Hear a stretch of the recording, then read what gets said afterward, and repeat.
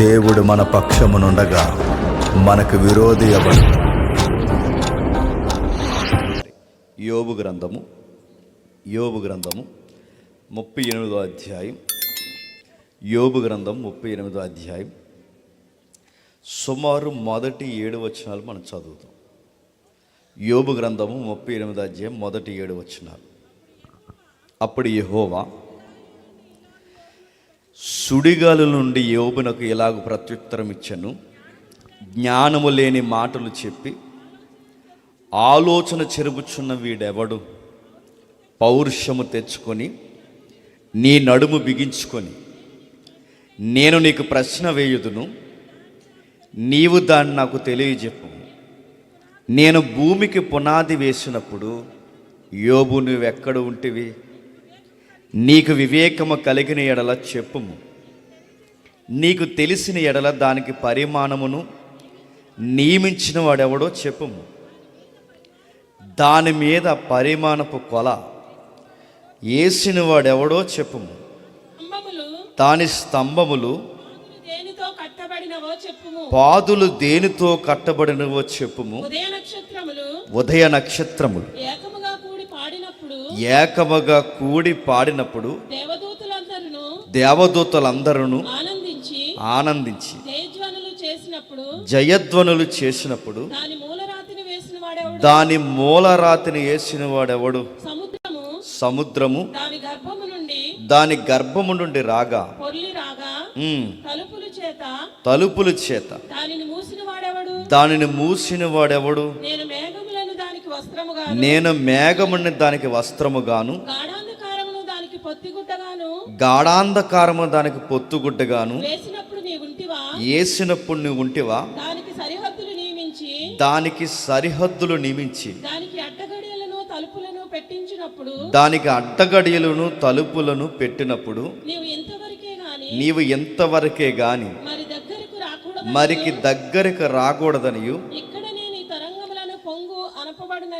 ఇక్కడనే నీ తరంగముల పొంగు అనుపబడిననియు నేను నీ చెప్పినప్పుడు నీవు ఉంటి వాగుదాం. జరిగిన సంగతిని జాగ్రత్తగా చూస్తే 12వ వచనంలో ఒక మాట అంటున్నాడు. అరుణోదయం నీకు తెలుసా? ఉదయము నీకు తెలుసా? ఎలుగు నీకు తెలుసా? నక్షత్రాలు ఎప్పుడు పుట్టాయి నీకు తెలుసా? ఎవరిని తెలుసా అని అడుగుతున్నారు. చెప్పండి. యోబుని దేవుడు అడుగుతున్నాడు. పలుమార్లు దేవుడు అడుగుతున్న సంగతి, ఇది నీకు తెలుసా? ఈ సంగతులు చదువుతున్నప్పుడు మనకు తెలిసిన సందర్భమేగా అనుకుంటాం. కాదు, మనకు తెలియాల్సిన సందర్భాలు సమాధానాలు చాలా ఉన్నాయి. ఏమున్నాయి ఈ సందర్భంలో అంటే, తన జీవితాన్ని పూర్తిగా అడవిగా మారిపోయిన పరిస్థితుల్లో దేవుడు ఆ వ్యక్తితో మాట్లాడుతున్నాడు. తన పరిస్థితులు ఎలా ఉన్నాయో తనకు అర్థమవుతుంది. అలాంటి పరిస్థితుల్లో యోబు గారి జీవితం తనను తాను ఎక్కిరించేలా జీవితం మారడమే కాదు, దీనికన్నా నేను పుట్టకపోతే బాగుండని ఒక సమాధానపు ప్రార్థన చేసుకుంటున్నాడు. ఈ పరిస్థితులు చదువుతున్నప్పుడు పాత నిబంధనల్లో శ్రమలు, బాధలు, ఆర్థిక ఇబ్బందులు, నష్టాలు, కష్టాలు, వెలివేతలు ఇలాంటివి ఏమన్నా ఎదుర్కొన్న భక్తుడు ఎవరైనా అంటే మనం టక్కన గుర్తు చెప్పారని చెప్పండి, యోబు గారు. మరలా క్రొత్త నిబంధనలో యోబు కన్నా కొన్ని 100 రెట్లు బాధపడిన వ్యక్తి ఎవరైనా ఉన్నారంటే మనకు గుర్తు చెప్పారని చెప్పండి, ప్రభు అయిన యేసుక్రీస్తు వారు. అంటే పాత నిబంధనలో ప్రభు అయిన యేసుక్రీస్తు వారికి ముంగుర్తుగా, ఛాయగా, ఒక వ్యక్తిగా, అంటే దేవుడు కోరుకున్న కొన్ని విలువల్లో ఒక వ్యక్తిగా ఛాయగొన్న వ్యక్తే యోబు. ఆ యోబు జీవితం ఇలా జరిగిపోయినప్పుడు దేవుడు మాట్లాడుతున్నాడు. ఏమని? జ్ఞానము లేని మాటలు చెప్పి నిన్ను ఇంకా దిగజారేలా మాట్లాడుతున్నా వీడెవడు? అంటే ఈ సమస్య మనం చదువుతున్నప్పుడు ఏదో పెద్ద కేస్ స్టడీయే జరుగుతుంది. బాధల్లో యోబు ఉన్నాడు. 37 అధ్యాయాలు బాగా వినండి. 37 అధ్యాయాలు యోబు పడిన బాధలు అన్నీ ఇన్ని కావు. కొన్ని అధ్యాయాలు మనకు అర్థం కావాలంటే దాని ముందు ఏం జరిగిందో చదవాలి. వెనక ముందు ఏం జరిగిందో తెలియకుండా ఇక్కడ ఒక రెఫరెన్స్ తీసి మళ్ళీ ఇక్కడి నుంచి నేను ఇంకొక దిక్కును దూకి అక్కడి నుంచి మళ్ళీ ఇంకో దిక్కును దూకితే ఈ దూకుల కార్యక్రమానికి చెప్పేవాడు ఏం చెప్తున్నాడో తెలియదు, చెప్పండి, వినేవాడు ఏం పెట్టినాడో తెలియదు. మొత్తం మీద త్వరగా వదిలేస్తే బాగుండు అనుకుంటారు. ఒక వాక్యాన్ని మనం వింటున్నామంటే అసలు ఏంటి, దాని ప్రారంభం ఏంటి, దాని ముగింపు ఏంటి, దాని నుంచి విన్న ఆ ఎసెన్స్ మనం ఏం తీసుకోవాలి, ఇక్కడ ఈరోజు దేవుడు నాతో ఏం మాట్లాడాడు, దాని ప్రారంభం అంతం అర్థం కాకుండా వచ్చో గంట కూర్చుంటే ఏదో పుణ్యం జరుగుతుందని మీరు అనుకుంటే మీ అమాయకత్వం గుర్తుపెట్టుకోండి. దానికన్నా భోజనం చేసి ఇంటికి వెళ్ళిపోవడం బెటర్. దేవుని సన్నిధిలో కూర్చుంటే ఆశీర్వాదాలు రావు. దేవుని సన్నిధిలో కాలం గడిపేస్తే ఆశీర్వాదాలు రావు. దేవుని సన్నిధిలో నీకు ఆశీర్వాదం రావాలంటే ఆ పులిపీట మీద నిలబడి మాట్లాడుతున్న పాస్టర్ గారు ఎవరైతే ఉన్నారో ఆ వాక్యాన్ని నీ గుండెల్లో పెట్టుకోవాలి. ఆ వాక్యాన్ని నువ్వు సమాధానకరంగా మార్చుకోవాలి. నీ కుటుంబానికి, నీ జీవితానికి, నీ ఉద్యోగానికి, నీ పనిబాట్లకి, నీ వ్యక్తిగత జీవితానికి, ప్రతి దానికి దేవుడు మాట్లాడుతున్న మాట ఏదైతుందో ఆ మాటను సమాధానకరంగా దేవుడు నాతో మాట్లాడుతున్నాడని దానిని లైఫ్కి అప్లై చేసుకోవాలి. అలా చేసుకోకుండా కేవలం కాలయాపన కూర్చుని వెళ్ళిపోతే ఇదేం పుణ్యక్షేత్రం ఏం కాదు. మీకు పుణ్యాలు రావడానికి వాక్యం వినాలి. ఏం చెప్తున్నాడు, ఏం జరుగుతుందో మీకు తెలియాలంటే ఒక్కసారి యోబు గారి యొక్క బ్యాక్ హిస్టరీ ఒకసారి మనం చూద్దాం. మొదటి అధ్యాయానికి రండి, త్వరగా ముగించే ప్రయత్నం చేద్దాం. మొదటి అధ్యాయం ఏకో తీసేస్తారా? మొదటి అధ్యాయం మొదటి వచనం. ఏకో తీసేయండి. యోబు అనే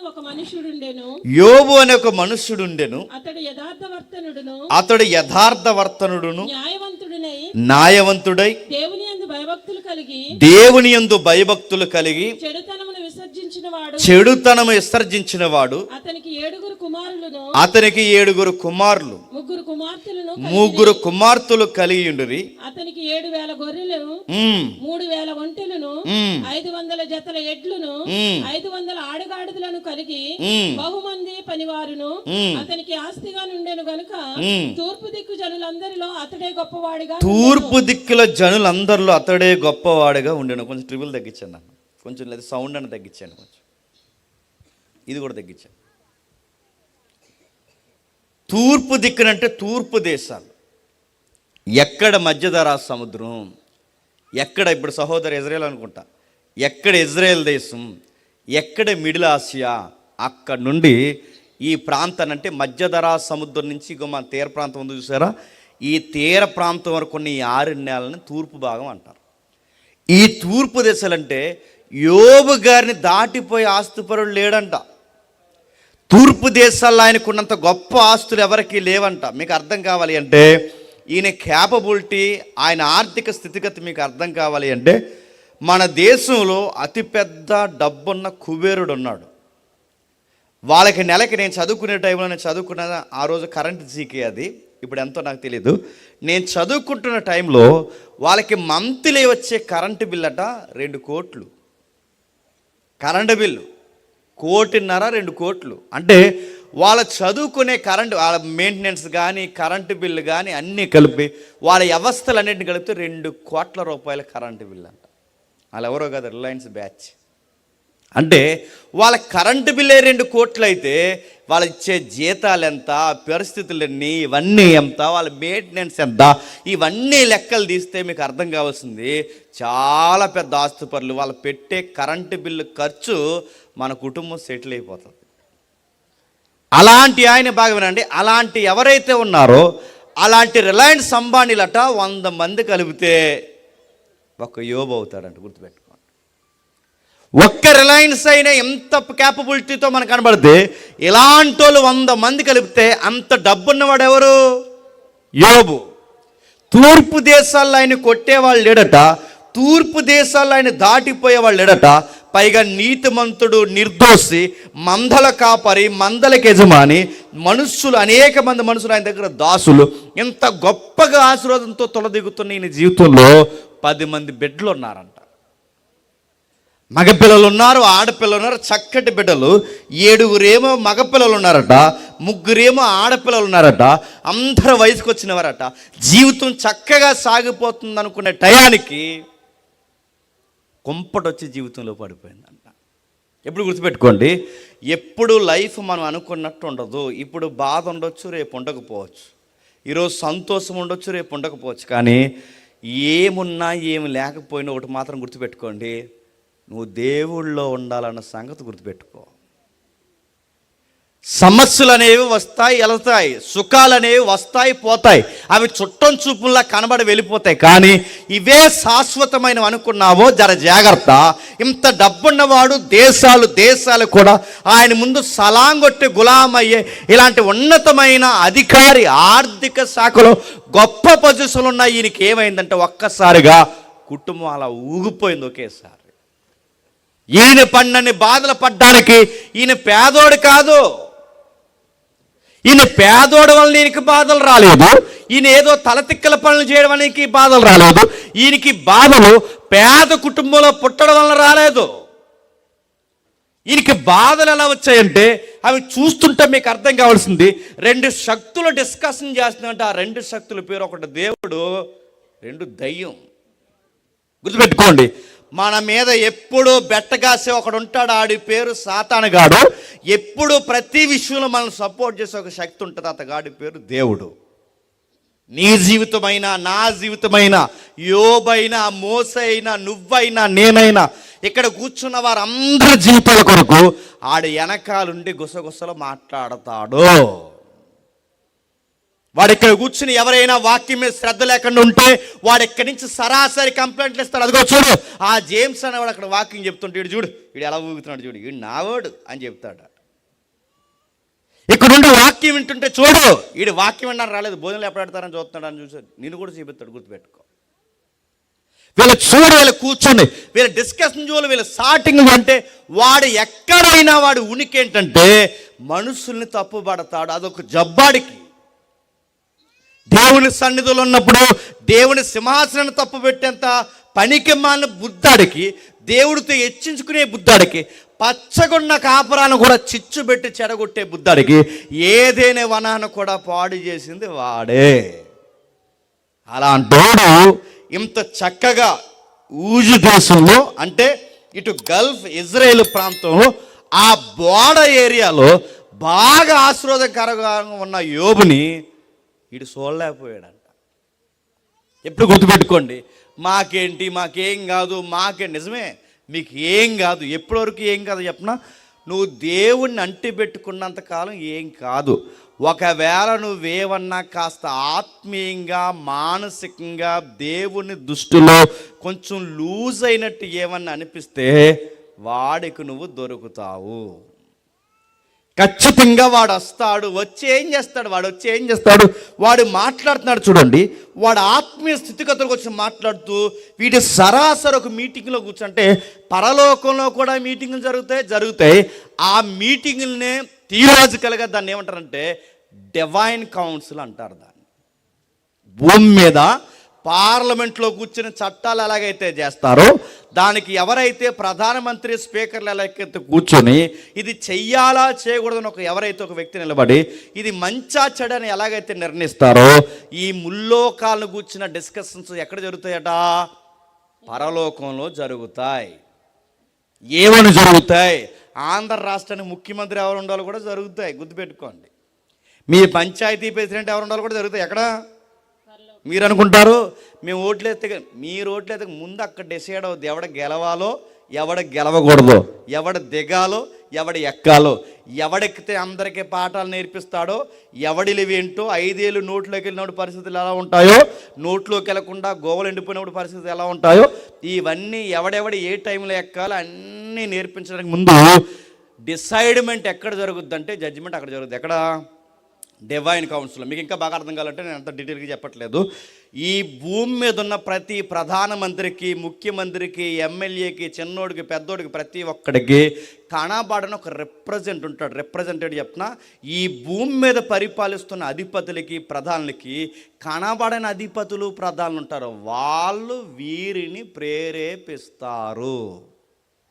అర్థమైతే దేవునికి మహిమ కలుగాక, అర్థం అవ్వకపోతే ముఖ్యాంశాలు మరోసారి అంటే ఇప్పుడు ప్రధానమంత్రి తరపున ఇంకొక మంత్రి ఉంటాడు, ముఖ్యమంత్రి తరపున ఇంకొక మంత్రి ఉంటాడు. ఆడెవడో వాడు దేవుని తరపు నుండే మంత్రులు ఉంటారు, అలాగే సాతానుగాడి తరపు నుండే కూడా మంత్రులు ఉంటారు. అందుకే పౌలు గారు రాస్తారు ఎఫెసీ పత్రికలో, దురాత్మల సమూహం, అంధకార సంబంధమైన దురాత్మల సమూహం, వాడు ప్రధానులు, అధికారులు, వారి ఈ లోకనాథులతో మిళితమైపోయిన అదృశ్య ఆత్మలు వాడు గైడ్ చేస్తాడు. అప్పుడప్పుడు దురాత్మలైన వారు కొంత దుర్మార్గులైన నాయకులకి దగ్గరికి వాళ్ళు వస్తారు. అందుకే మీరు చూడండి, మీకు బాగా అర్థం కావాలంటే, సౌలు చెడిపోతే సౌలు దగ్గరకు వచ్చింది ఎవరు చెప్పండి? దురాత్మ. నా మాట మీకు అర్థమవుతున్నాయా? ఇస్కరియోతు యోధ ఆ అధికారాన్ని, ట్రెజరీ మెంబర్ని అడ్డగోలుగా ఉపయోగిస్తే వాళ్ళకి వచ్చింది ఎవరు చెప్పండి? సాతాన్. అంటే మీకు ఏమర్థమవుతుంది? భూమి మీద ఏదన్నా ఒక అధికారాన్ని సరిగ్గా ఉపయోగిస్తే దేవుని దూతలు మనకు కావలుగా ఉంటాయి. భూమి మీద దేవుని అధికారాన్ని సరిగ్గా ఉపయోగించకపోతే సాతానుగాడి ఏజెంట్లు కూడా మనతో మిళితమైపోతాయి. అప్పుడు చేసే పనులకి అడ్డు అదుపు ఉండదు. ఇలాంటి దుర్మార్గులు అంటే ప్రతిపక్షము, దేవుని యొక్క పక్షము రెండు కలిసి మీటింగ్ జరుగుతున్నాయి. ఎవరి కోసం? యోబు కోసం. మీకు అర్థమవుతుందా? ఈ ఫ్యామిలీ కోసం ఈరోజు కృతజ్ఞత కూడి పెట్టుకున్న ఈ ఫ్యామిలీ ఎవరైతే ఉన్నారో ఈ ఫ్యామిలీ కోసం డిస్కషన్ ఉంటుంది, మా ఫ్యామిలీ కోసం డిస్కషన్ ఉంటుంది. ఇక్కడున్న చిన్న విషయం, పెద్ద విషయం అంటే పంచాయతీ దగ్గర నుంచి సెంట్రల్ వరకు, సెంట్రల్ నుంచి ఇంటర్నేషనల్ వరకు ప్రతి విషయం అక్కడ డిస్కషన్ జరుగుతుంది. అక్కడ పెద్ద పెద్ద థ్రోన్స్, సింహాసనాలు ఉంటాయి. ఆ సింహాసనాల మీద ఈ ప్రధానులు కూర్చుంటారు. ఆ ప్రధానుల పైన దేవుడు సింహాసనం ఉంటుంది. ఆ దేవుడు రెండు సైడ్లు వింటాడు. ఇటు ఏం జరుగుతుందో తన వాదం తరపున మాట్లాడుతున్న ఈ పక్షము వింటాడు, అటువైపు ఏం జరుగుతుందో ప్రతిపక్షం, ఈ సాతానంగా ఉన్నాడు, వీడికి పని పడదు, అటు ఇటు తిరగడమే. ఈ తిరుగునోడు ఏం చేస్తాడంటే వీడు ఎప్పుడు కంప్లైంట్ చేస్తాడు. ప్రతిపక్షం పని అంటేనే కంప్లైంట్లు చేయడు, వాళ్ళు ఏం చేసినా కంప్లైంట్ చేస్తారు. అందుకే ఈ ప్రతిపక్షానికి బాగా ఉన్నాడు. అక్కడ ప్రతిపక్షం వీడు ఉన్నాడు కనుక యోబు మీద కంప్లైంట్లు చేస్తున్నాడు. దేవుడు ఎలాంటి చెప్పినా ఆ మరిసిపోయిన ప్రతిపక్షాన్ని కూడా గోకి, ఆ నియోజకవర్గంలో మా ఓడు ఉన్నాడు తెలుసా అని అడుగుతాడు. ఆయన ఎవరున్నారు ఆ నియోజకవర్గంలో అంటే, యోబు అనే నా భక్తుడు ఉన్నాడు, అతగాడు సంగతి నీకు తెలుసా? బాగుందండి. ఆ పేరెత్తింది ముందు సాతానుగాడా దేవుడా? దేవుడే ఎత్తాడు. మీరు బాగా అర్థమవుతుందో లేదో, వీడు భూమి మీద అటు ఇటు తిరుగుతాడు. ఈ అటు ఇటు తిరుగుతున్న వాడిని దేవుడు పిలిచి అన్నాడు, భూమి మీద నా భక్తుడైన యోబు ఉన్నాడు తెలుసంటే, నాకెందుకు తెలియదు? నాకు తెలుసు. అతడు అంతగా నిన్ను ఆరాధించడానికి కారణం ఏంటంటే, నువ్వు కంచేసావు, ఇంకా ఆశీర్వదించావు, బిడ్డలనిచ్చావు, ఆర్థికంగా, ఆరోగ్యంలో, ఆత్మీయతలో అన్ని విధాలుగా కంచేసావు కనుక ఒక్కసారి నీ సెక్యూరిటీది మీ ఓడు అసలు రూపం ఏంటో బయటకు తెస్తా అన్నాడు. మన భక్తి ఎప్పుడు బయటకు వచ్చేస్తా చెప్పనా? బాగా వినండి. మన భక్తి ఎప్పుడు బయటకు వస్తాను? రెండు విషయాలు. ఒకటి, బాగున్నప్పుడు వచ్చేది బయట గుర్తుపెట్టుకోండి, ఎందుకంటే బాగున్నప్పుడు సుఖం ఎక్కువైపోద్ది. రెండోది, బాగాలేనప్పుడు కూడా మన పుట్టుకుని తిట్టుకోవడానికి కూడా బయటకు వచ్చేస్తాం. యోబు జీవితం ఒకేసారి అంధకారం అయిపోయింది. అంధకారం అయిపోవడం కాదు, తన జీవితం ఎలా అయిపోయింది చెప్పిన, అడివైపోయింది. అడివైపోవడం కాదు, ఆయన కుటుంబంలో జరుగుతున్న విషయాలు, ఆర్థికంగా జరుగుతున్న విషయాలు అతలాకుతలమైపోయాయి. తూర్పు దేశాల్లో అతను మించినోడు లేడు. కానీ బాధని చెప్పిన, ఇప్పుడు తూర్పు దేశాల్లో ఈయనకంత పేదోడు ఇంకెవరు లేడు. తూర్పు దేశాల్లో ఈయనకంత ఆశీర్వాదం పొందినోడు ఎవడు లేడు. ఇప్పుడు తూర్పు దేశంలో ఎంత దరిద్రతను మోస్తున్నవాడు ఎవడో లేడు. ఏమైందంటే మీకు తెలుసు, యోబు గారు పక్షానాడు బెట్టగాసాడు, దేవుడు అప్పగించాడు. ఉన్నా తీసేసినా నా కుమారుడు ఒకేలా ఉంటాడు చూడమన్నాడు. బాగా వినండి. మనం అనుకుంటాం యోబు బాగానే ఉన్నాడు అనుకుంటాం, మనం అనుకుంటాం సాతాను గడు ఎన్ని సంగతులు చేసినా యోబు లూజ్ అవ్వలేదు అనుకుంటాం. కానీ గమనిస్తాడు చెప్పిన, దేవుడు యోబు మీదకి సాతాన్ని పంపించడానికి కారణం ఒక్క కార్నర్లో దేవుడి దృష్టిలో యోబు బాలేదు. ఆ ఒక్క లోపాన్ని దేవుడు సరి చేయాలనుకున్నాడు. అది సరి చేయాలనుకున్నాడు కనుకే సాతానికి అవకాశం ఇచ్చాడు. అది సాతానికి అవకాశం ఇచ్చాడు కనుకే ఆ సాతానుగాడు ఎంత బాధ పెట్టాలో అంత బాధ పెట్టాడు. ఈ అధ్యాయం చదువుతున్నప్పుడల్లా అంటే యోబు జీవితంలో వచ్చిన శ్రమలన్నిటికీ కారణం సాతానే అనుకోకండి. యోబు జీవితంలోకి సాతాను రావడానికి కారణం కూడా యోబు గారిలో దేవుని దృష్టికున్న స్వనీతి ఉంది చూసారా? ఆ స్వనీతి ఉండడం వల్లనే వాడికి ఎలకంబోర్డ్ అయ్యింది. ఏంటంటే యోబు గారు స్వనీతి పరులు అంటే అంతా కాదు, కానీ ఎక్కడో ఉంది. మీకు ముందుకెళ్ళి కొద్ది అర్థమవుద్ది. అది ఒక్కటే దేవుడు తీసేయాలనుకోండి. మీకు ఏ శ్రమ వచ్చినా, ఏ బాధ వచ్చినా మనం పెద్ద యోబుల్లో ఫీల్ అయిపోయి అంతా ఆడేసేస్తున్నాడు అనకండి. ఆడంటే ఎవడు? మనకు అంత సీన్ లేదు, గుర్తుపెట్టుకోండి. సాతానుగాడు వచ్చి మనకు బాధలు పెట్టాల్సిన అవసరం లేదు. సాతానుగాడు నువ్వు చేసే తెగర పనులకే చెప్పండి నువ్వే కుప్పగులు చేసుకుంటావు. మళ్ళీ సాతానుగాడు పరీక్షించాల్సిన అవసరం లేదు. నువ్వు చేసే ఆర్థిక బాగా వినండి, నువ్వు ఆర్థిక విషయాల్లో నీకు జాగ్రత్త లేకపోతే ఇటు సాతానుగాడు రావాల్సిన అవసరం లేదు. నీకు దాపరకం రాకపోయినా, ఖర్చు పెట్టడం రాకపోయినా, ఒక దమ్మిడి దాయడం రాకపోతే ఈ ఆర్థిక నష్టాలకు సాతానుగాడు వద్దు. నీ లగ్జరీ లైఫ్కి నీ ఆర్థిక నష్టాలు నువ్వే పీకల మీద తెచ్చుకుంటావు. నీ అనారోగ్య సమస్యలకి సాతానుగాడే రావాల్సిన అవసరం లేదు. నువ్వు తినాల్సిన మంచిగా టయానికి తినకపోయినా అనారోగ్య సమస్య తెచ్చుకుంటావు. దీనికి సాతాను ఎక్కడ వద్దు. మన జీవితాలు గుర్తుపెట్టుకోండి, ప్రతి దానికి సాతానుగాడు అవసరం లేదు. కానీ యోబు లాంటి వారి జీవితాల్లోకి సాతానుగాడు దేవుడు పర్మిషన్ ఇచ్చాడు. సాతానుగాడు ఏమైంది మనకు తెలుసు. చూస్తుండగా ఒక వార్త పరిగెట్టుకుని వచ్చిందంటే ఆ వార్త ఏంటంటే, అయ్యా మీకు విషయం చెప్పాలి, మన పశువులన్నీ చనిపోయాయి. అయ్యా మీకు విషయం చెప్పాలి, మన సంపద అంతా నాశనం అయిపోయింది. అయ్యా మీకు విషయం చెప్పాలి, పంట అంతా నాశనం అయిపోయింది. ఏమైందిరా? ఒక సుడిగుండం వచ్చింది.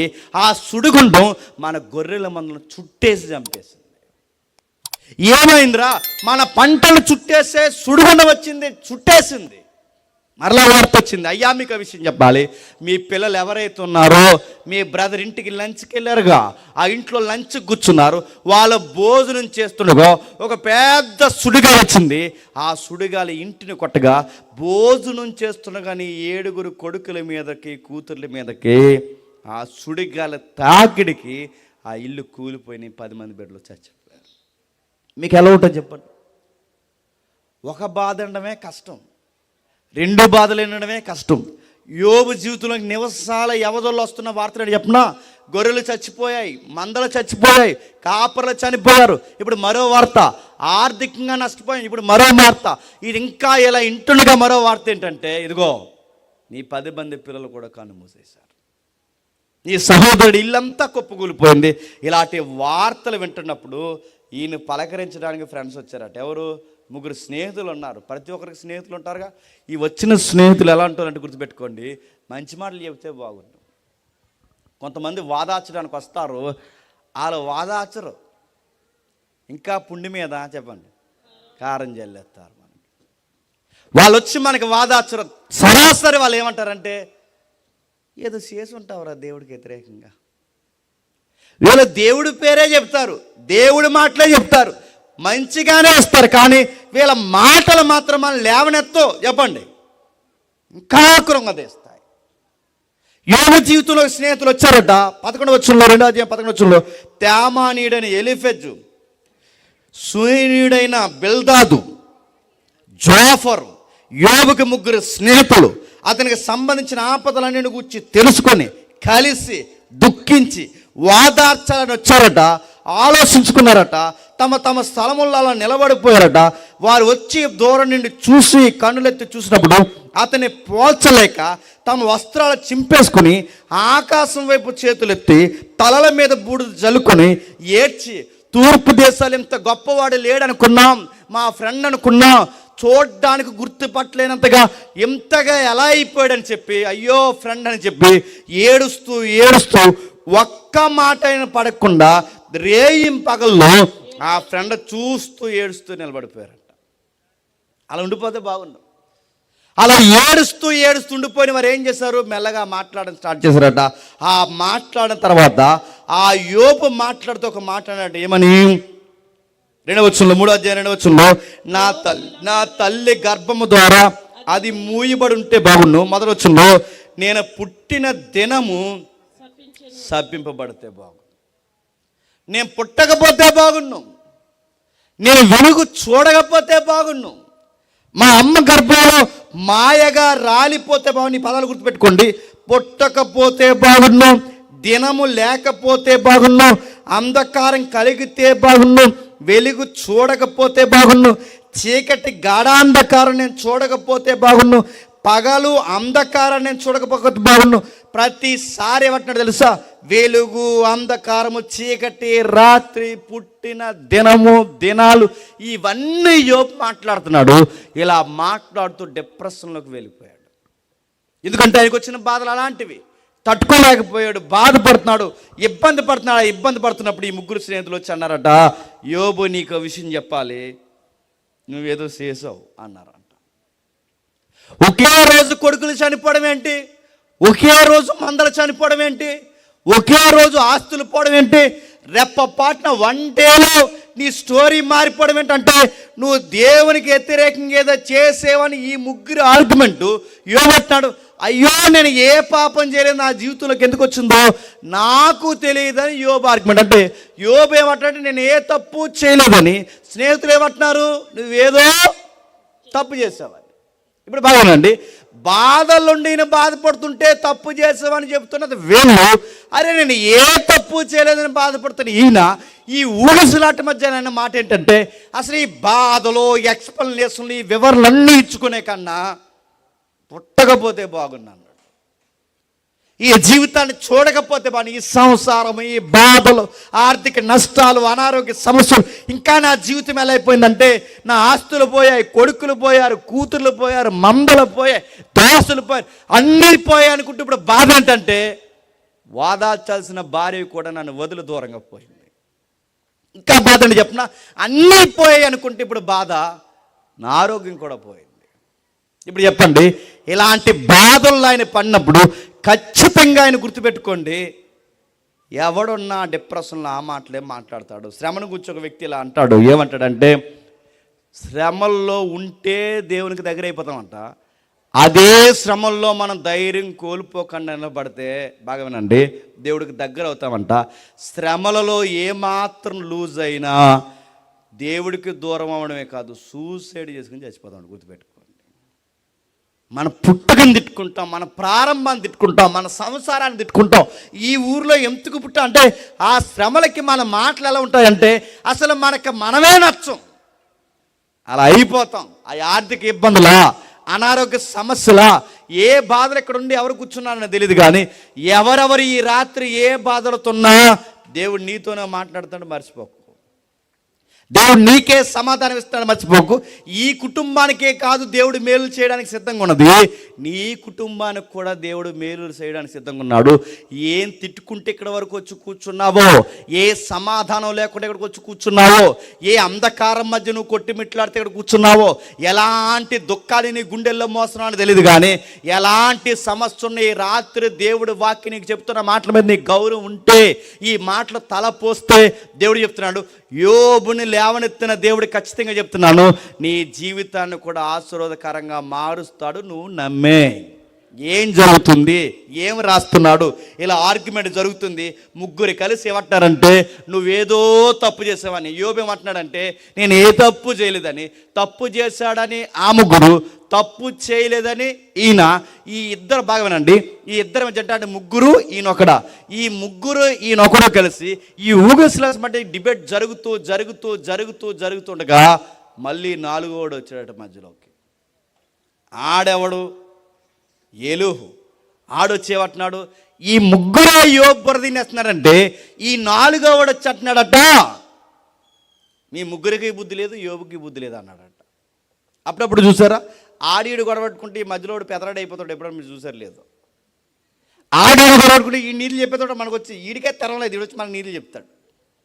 ఆడ వచ్చి ఈ మధ్యలో చెప్తాడు. ఏలుహు కూడా అలాంటోడే. వాడు వచ్చేవట్టంటే ఒకసారి చూడండి 32వ అధ్యాయం మీకు ఇంకా బాగా అర్థం కావాలంటే 32వ అధ్యాయం మొదలు వచ్చి నుండి 32వ అధ్యాయం మొదలు వచ్చి నుండి త్వరగా. యోబు తన దృష్టి యందు తాను నీతిమంతుడై ఉన్నాడని ఆ ముగ్గురు మనుషులు తెలుసుకుని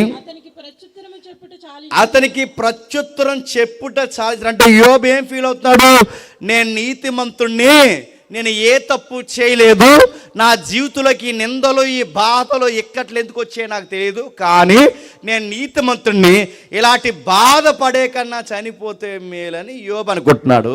యోబు ఇలా ఫీల్ అవుతున్నాడు కనుక ఈయనకి ఇంకా జవాబులు చెప్పడం అనవసరమని వీళ్ళ నీతిమంతులు ఫీల్ అవుతున్నారు. ఎవరు? ఈ ముగ్గురు. అంటే ఇంక అందరు నీతిమంతులే ఇక్కడ.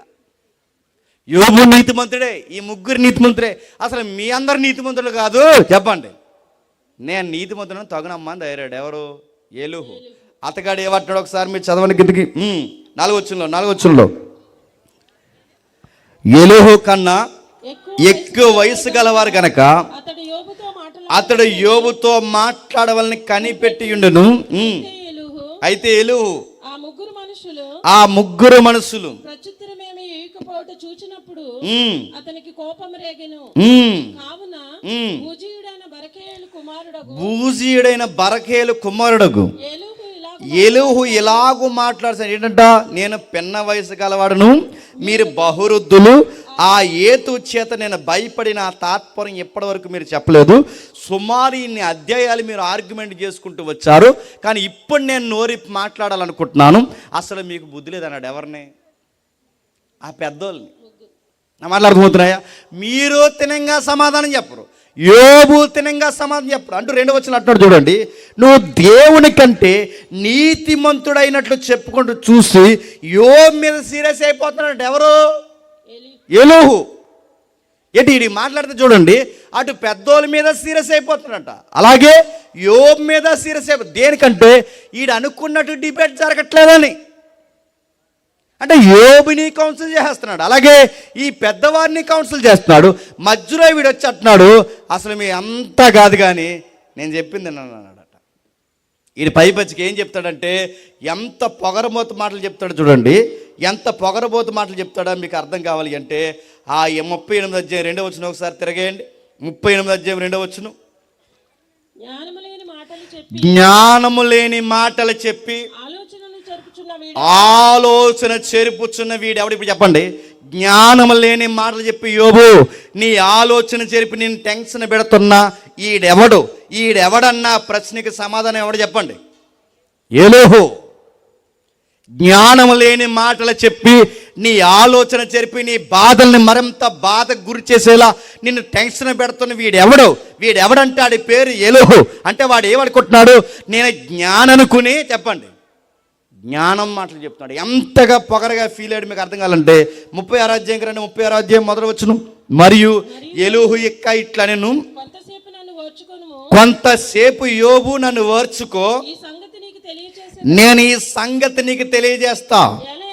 ఏలయనగా దేవుని పక్షం అంటే ఇది మాట్లాడాల్సిన అన్ని మాట్లాడేసి ఎవరి పక్షాన మాట్లాడుతున్నాను అంటున్నాడు. ఇప్పుడు బాగానండి, ఎదుటోళ్ళు బాధలు ఉంటే బాధలు ఉన్నవారికి అవసరమైతే కచ్చిప్ ఇవ్వాలి, బాధలు ఉన్నవారికి అవసరమైతే వాళ్ళతో పాటు కొంచెంసేపు కలిసి ఏడితే వాళ్ళకి దుఃఖానికి సమాధానం ఇచ్చిన అవుతాం. బాధలు ఉన్నవారితో కొంచెంసేపు కూర్చుంటే చాలు మనం ధైర్యం ఇచ్చిన అవుతాం. అలా కాకుండా దేవుడి పేరు చెప్పి మీరు దేవుని దృష్టికి ఏదో చేశారా, అందుకే మీ కుటుంబం ఇలా ఆర్థికంగా, మానసికంగా, శారీరకంగా ఇలా మరణాలు, రోగాలతో ఏడుస్తుందని దేవుడి పేరు చెప్పి వాళ్ళకి సమాధానాలు చెప్తే వాళ్ళ దృష్టిలో వారికి ఎవరిని విలన్ చేస్తున్నామో తెలుసా? దేవుడిని విలన్ చేస్తున్నాం. అంటే వీడి గొడవ ఎవరెవరికి పెట్టేస్తున్నాడు? దేవుడికి.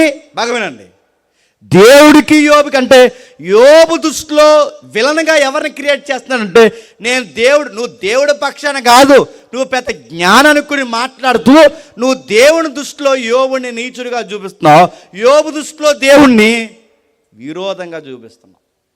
ఇలాంటి వాళ్ళు ఉంటారంటే ఉంటారు, మన సంఘాల్లో ఉంటారు, మన స్నేహాల్లో ఉంటారు, మన బంధువుల్లో ఉంటారు.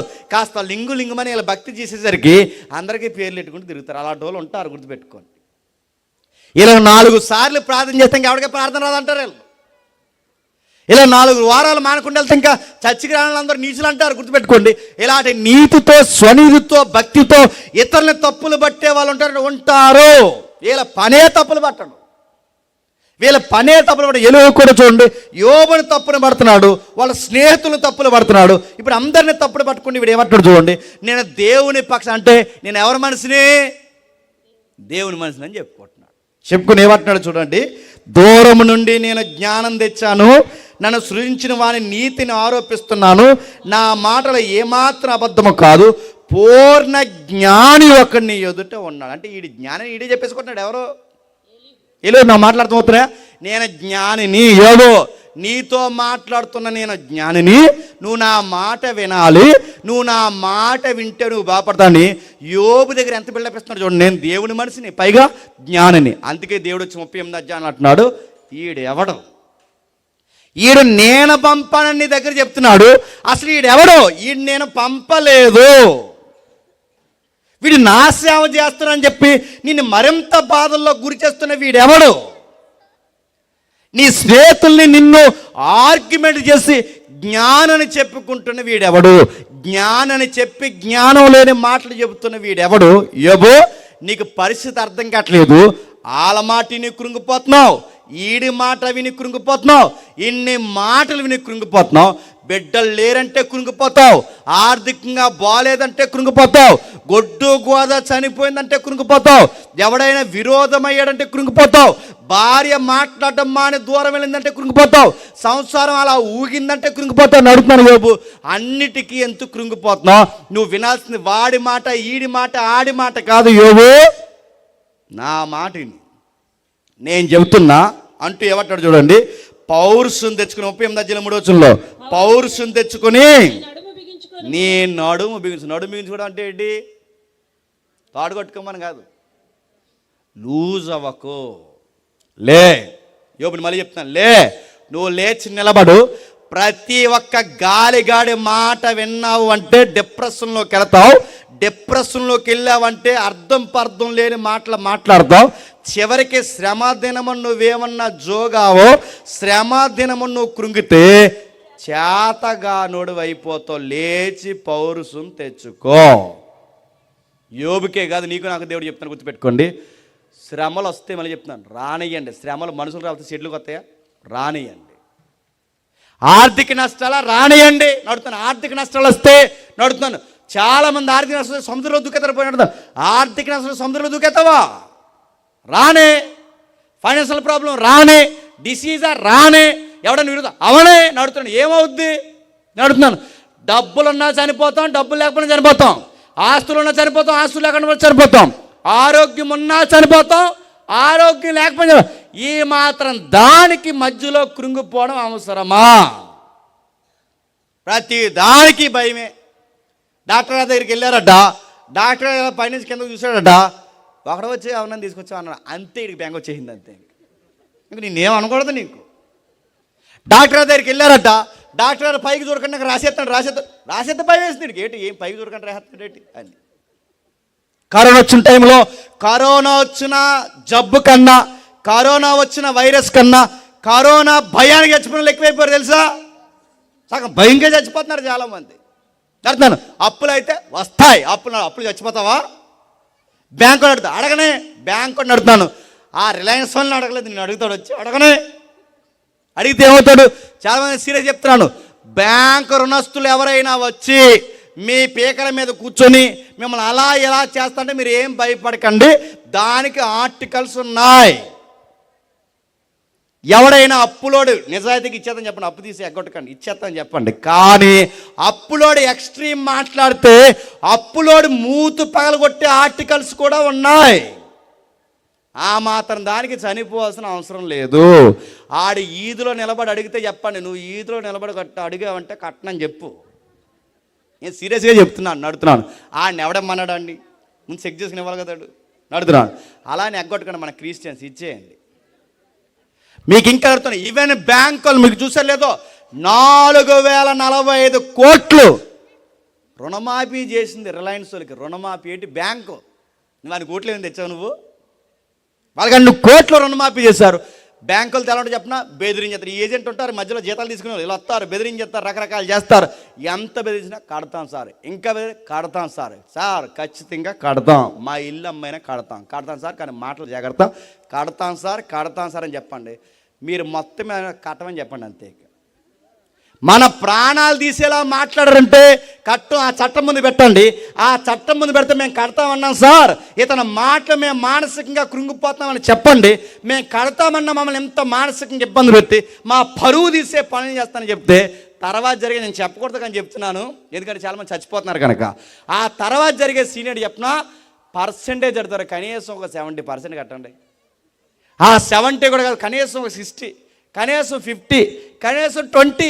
తర్వాత బతిమాటంగా ఎవరొస్తారు చెప్పినా నీ పరువు తీసినోడు వస్తాడు, గుర్తుపెట్టుకో. ఇది మనకు తెలియక మనకు కంగారు అయిపోయి సొక్కలు చింపేసుకుని, ఫ్యాంట్లు చింపేసుకుని, లింగిలు చింపేసి మనం చచ్చిపోతున్నాం అంటాను. దేనికి చచ్చిపోవడం అడుగుతున్నాను, దేనికి చనిపోతాను అడుగుతున్నాను. దేనికి చనిపోవడం? తీరుస్తాం, ఈ రోజు కాకపోతే రేపు తీరుస్తాం, ఏంటి వడ్డీ తీరుస్తాం, కానీ మమ్మల్ని మానసికంగా కృంగ తీయకండి. యోబు జీవితంలో గుర్తుపెట్టుకోండి, యోబు జీవితంలో బాధలు కలిగిస్తున్నారు, ఇబ్బంది కలిగిస్తున్నారు. దేవుడు అన్నాడు, పౌరుషం తెచ్చుకో, నువ్వు నా మనిషివి. నా మనిషి ప్రతి దానికి కృంగిపోకూడదు. నీ భార్య నిన్ను కాని మాటలన్నా కృంగిపోవద్దు. నీ స్నేహితులు, నీ బెస్ట్ ఫ్రెండ్స్ ఎవరైనా నేను ఎద్దేవ చేసినా కృంగొద్దు. నీ ఫ్యామిలీ, ఫ్రెండ్స్, నీ ఊరు, వాడ ఎంతమంది నీకు వ్యతిరేకమైనా అస్సలు నువ్వు తగ్గొద్దు. నీకు చెబుతున్నాను యోబు, నువ్వు పౌరుషం తెచ్చుకొని నీ తలెత్తుకో. లేచి నిలబడి నీ నడుము బిగించి, అంటే ఏంటి దాని అర్థం ఏంటి? స్ట్రాంగ్గా ఉండు, లూజు మాటలు మాట్లాడుకో. ఎప్పటికే నువ్వు లూజు మాటలు మాడుతున్నావు. ఏంటి ఆ లూజు మాటలు? పుట్టకపోతే బాగుండట్టున్నావు, వెలుగు చూడకపోతే బాగుండట్టున్నావు, అంధకారం ఉంటే బాగుండట్టున్నావు, నా పుట్టిక డేట్ ఆఫ్ బర్త్ లేకపోతే బాగుండు, డెత్ డే మంచిదట్టున్నావు. ఎందుకు ఇలాంటి మాటలు మాట్లాడుతున్నావు అని దేవుడు యోబుకి పాఠాలు చెప్పడం స్టార్ట్ చేశాడు. నేను ముగిస్తున్నాను, జాగ్రత్తగా వినండి. ఏం చెప్తున్నాడు? 3వ వచనం చూడండి త్వరగా. పౌరుషము తెచ్చుకొని నీ నడుము బిగించుకొనుము, నేను నీకు ప్రశ్న వేయుదును, నీవు దానికి తెలియజెప్పు. బాగా వినండి, మొదటి వచనంలో, అప్పుడు యెహోవా, సుడిగాలి నుండి యెహోవా యోబునకు ఇలా ప్రత్యుత్తరం ఇచ్చాను. పెద్ద క్వశ్చన్ మార్కెట్ చెప్పిన, దేవుడు డైరెక్ట్గా వచ్చి మాట్లాడితే బాగుండు, దేవుడు మేఘంలో మాట్లాడితే బాగుండు, దేవుడు కలలో మాట్లాడితే బాగుండు, దేవుడు దర్శనంలో మాట్లాడితే బాగుండు, దేవుడు ఒక ప్రవక్తను పంపి మాట్లాడితే బాగుండు, దేవుడు ఏదో విధంగా మాట్లాడితే బాగుండు. అసలు ఏ విధంగా యోబుతో మాట్లాడకూడదో ఆ విధంగానే దేవుడు యోబుతో మాట్లాడుతున్నాడు. ఏ విధంగా మాట్లాడకూడదు? సుడిగాల్లోంచి మాట్లాడుతున్నాడు. ఎందులోంచి నడుతున్నాను? ఏ సుడిగాల్లోంచి ఎందుకు మాట్లాడకూడదు?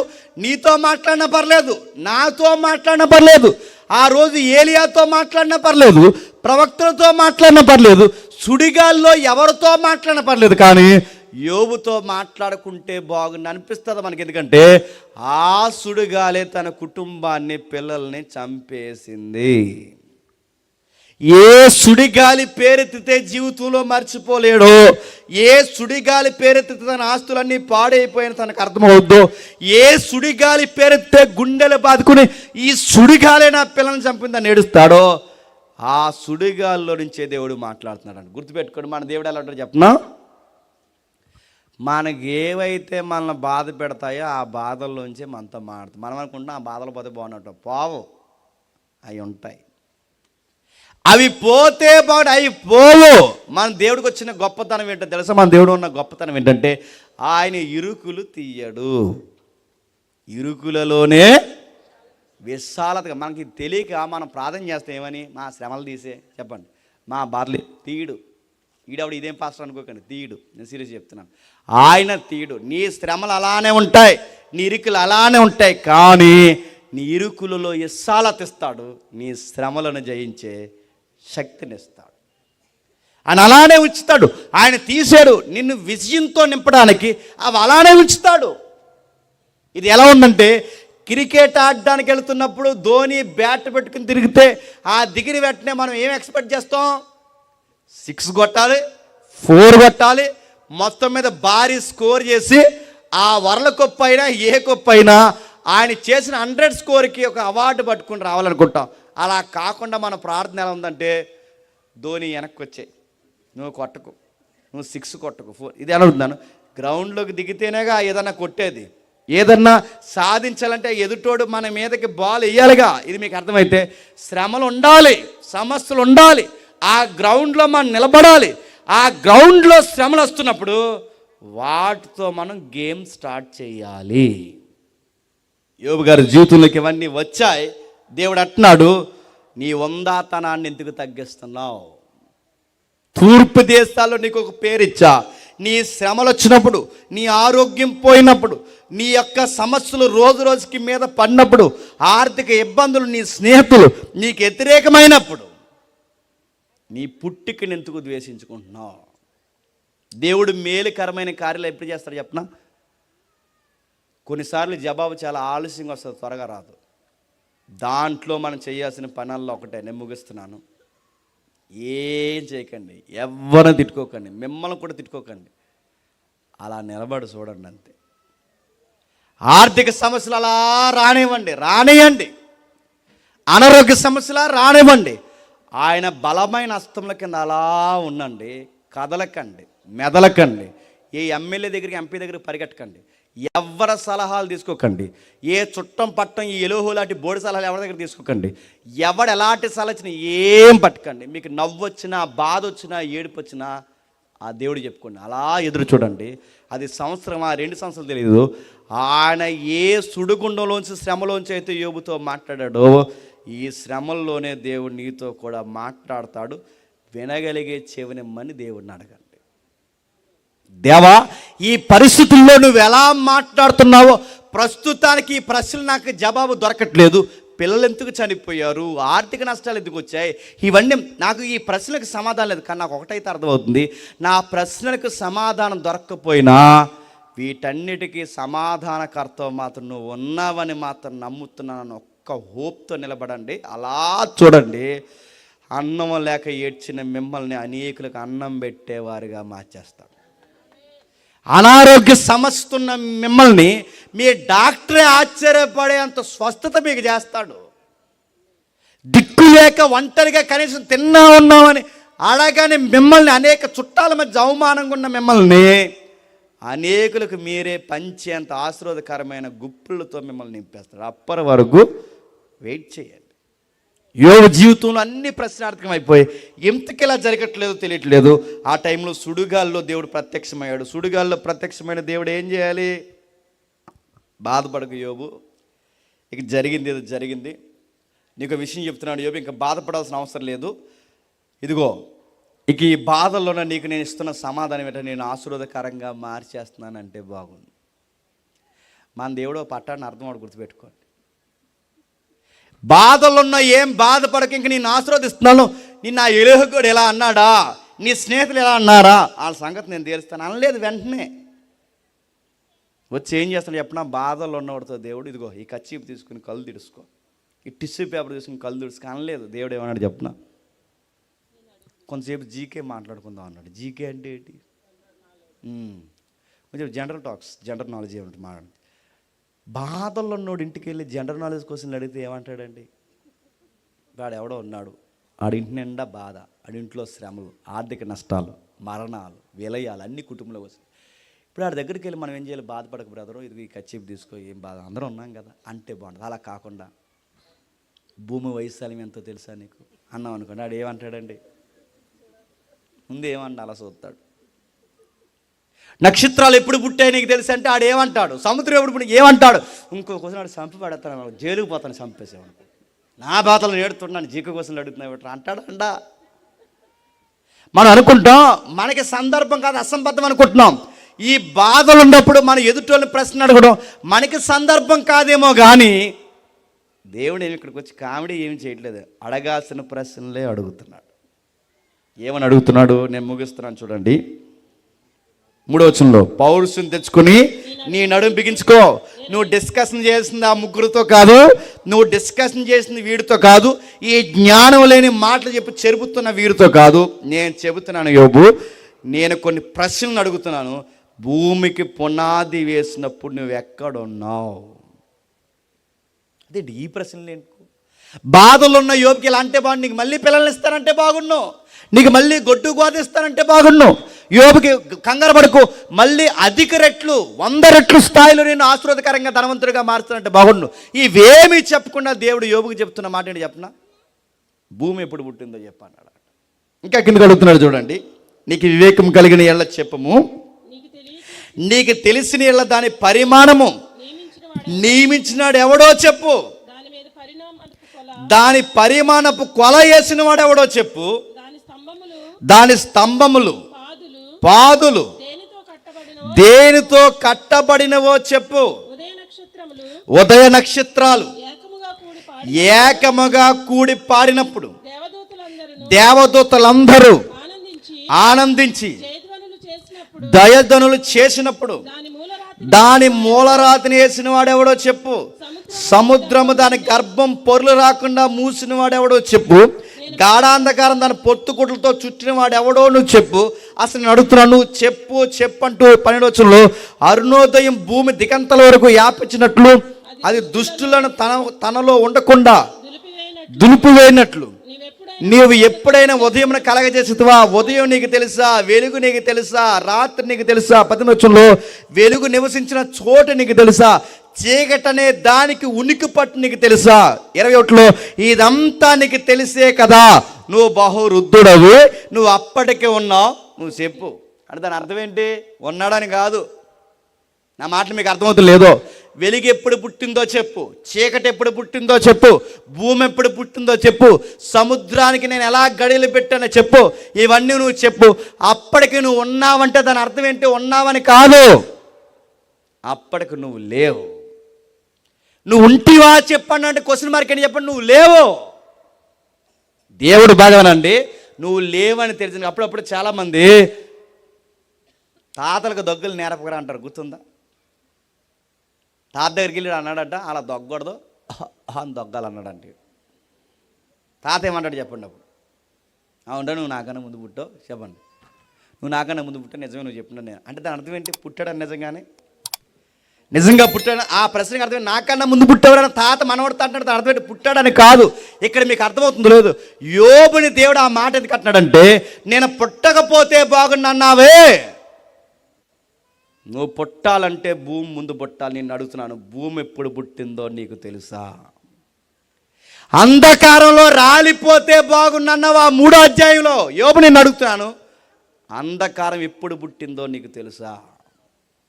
వెలుగు చూడకపోతే బాగున్నావు యోబు నేను అడుగుతున్నాను, వెలుగు ఎప్పుడు పుట్టిందో నీకు తెలుసా? సముద్రంలో నీటిలో మాయిగా రాలిపోతే బాగున్నానే మాటలు మాట్లాడుతున్నావు. ఈ సముద్రం ఎప్పుడు పుట్టిందో తెలుసా? నక్షత్రాలు ఎప్పుడు పుట్టాయో తెలుసా? అంధకారం తెలుసా? శూన్యం తెలుసా? నీకు తెలుసా? తెలుసా అంటున్నాడు. దాని అర్థం ఏంటి చెప్పండి? నీకు తెలియదు. నువ్వు అప్పటికి పుట్టలేదు. నువ్వు అప్పటికి పుట్టున్న బహువృద్ధుడు అంటే అప్పటికి మీ తాత పుట్టలేదు, మీ ముత్తాత పుట్టలేదు, ఎవడ పుట్టలేదు. అసలు ఈ భూమి మీద ఆదామే పుట్టలేదు. వీళ్ళెవ్వరు లేనప్పుడు ఈ భూమి ఎలా ఉందో తెలుసా? నిరాకారముగాను శూన్యముగా ఉంది. చీకటి అగాధ జలముల పైన చీకటి కమ్మి ఉంది, అగాధ జలములపై చీకటి కమ్మి ఉంది. వెలుగు లేదు, ఒక ఆకారం లేదు, ఒక రూపం లేదు. అలాంటి భూమిని అందంగా మార్చడానికి ఆ రోజు ఉన్నది ఎవరో తెలుసా? మీ తాత లేడు, మీ ముత్తాత లేడు, నువ్వు లేవు. కానీ యోబు ఎవరో తెలుసా? నేనున్నా. గుర్తుపెట్టుకో, భూమి పుట్టినప్పుడు నువ్వు లేవు, మీ తాత లేడు. ఎవరున్నారు చెప్పండి? నేనున్నాను. వెలుగు పుట్టినప్పుడు నువ్వు లేవు, నేనున్నాను. నిరాకారంగా ఉన్నప్పుడు నువ్వు లేవు, నేనున్నాను. నక్షత్రాలు పుట్టినప్పుడు నువ్వు లేవు, నేనున్నాను. నువ్వు లేవు, నేనున్నాను. దాని అర్థం ఏంటి?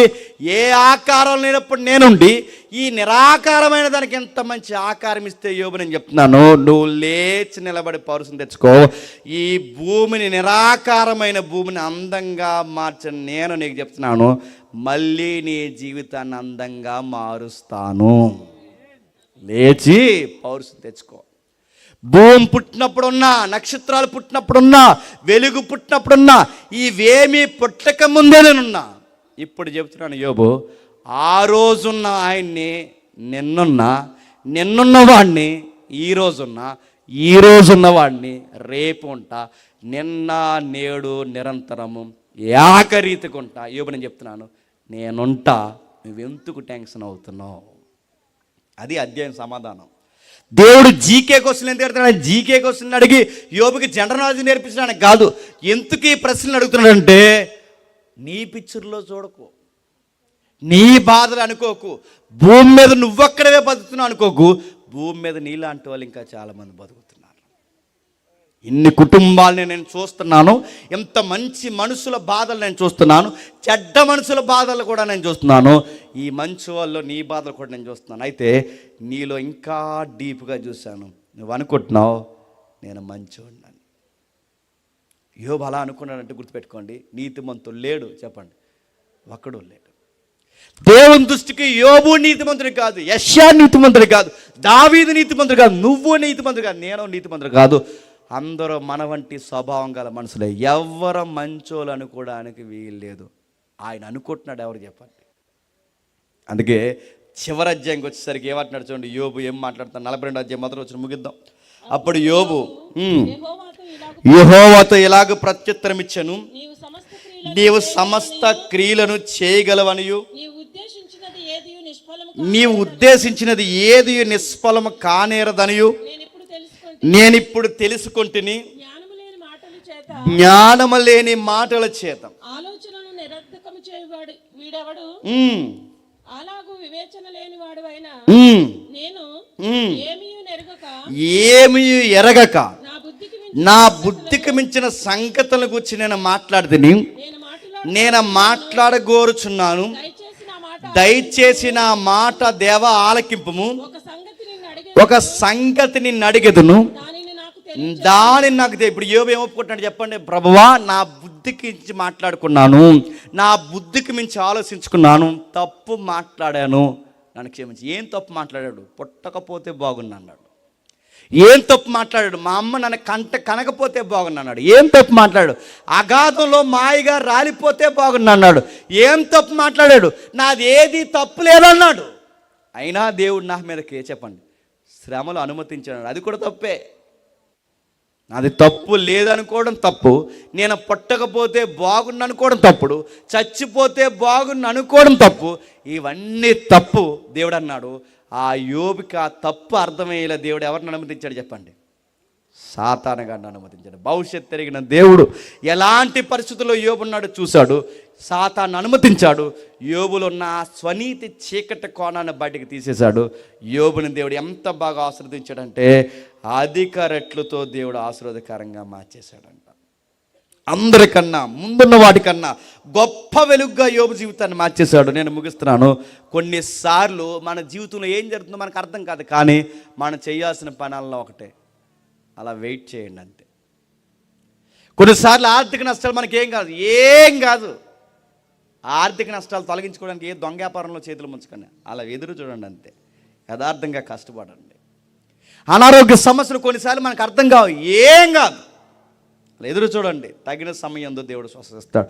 కొన్నిసార్లు జవాబు రాకపోవచ్చు, కానీ మరణాన్ని ఎదుర్కోవడానికి కూడా నేను సిద్ధం అన్న ధైర్యంతో దేవుడి వైపు చూడండి. మన దేవుళ్ళలో ఉన్న గొప్పతనం ఏంటి చెప్పిన? ప్రశ్నలతోనే సమాధానం చెప్తాడు. శ్రమల్లో నుంచే దేవుడు మనతో మాట్లాడతాడు.